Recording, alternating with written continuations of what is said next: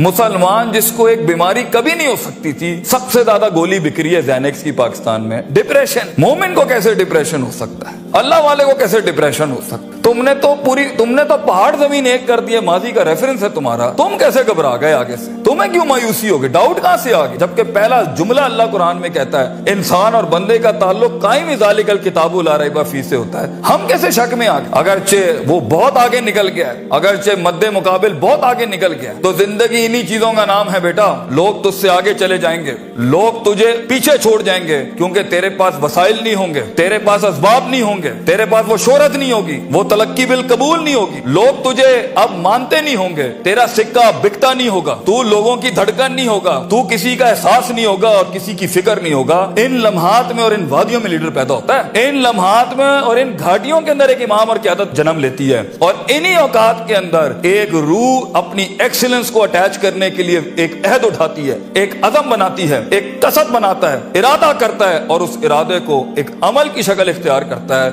और अपनी जिंदगी के सारे रेफरेंसेस को माइनस करके एक नई तारीफ देता है अपने आप को। लेकिन अगर एक इंसान समझता है, एक गलत फहमी का शिकार है कि नहीं, जिंदगी को मैं जैसे चाहूं, जिस गलत तरीके से चाहूं, अपनी वैल्यूज को, अपने उसूल को, अपने ज़वाबित को, अपने कवायद को, अपने उसूलों को, इनको मैं बलि चढ़ा के, इनकी चीटिंगें करके, किसी का हक मार के, किसी को नीचे लगा के, जिग जैगिंग करके अगर मैं निकल जाऊंगा तो तुक्के, महज इत्तेफाक, फ्लूक्स और कोइंसिडेंसेस, और इस तरह के 2 नंबर रास्ते बेटा कुछ अरसा तो चल सकते हैं। दुनिया के उस स्टेज के ऊपर जब मुकाबला होगा ना किसी सही वाले पट्टे के साथ, आप नहीं लड़ सकेंगे, आप नहीं उससे जीत सकेंगे। इसलिए ये वक्त होता है, ये लम्हात होते हैं, ये लहजात होते हैं, इंसान अपने आप को तैयार करता है। लेकिन एंड में मैं फिर भी यही कहूंगा, स्किल मैनेजमेंट, हुनर के ऊपर इंसान जितना भी स्ट्रॉन्ग क्यों ना हो, इंसान सोने को कुंदन, कतरे को समंदर, जर्रे को एक चट्टान और एक छोटी सी आतिश को एक आतिश फिशा तब बनाता है जब उसके अंदर वो कलेजा हो, वो जिगर हो,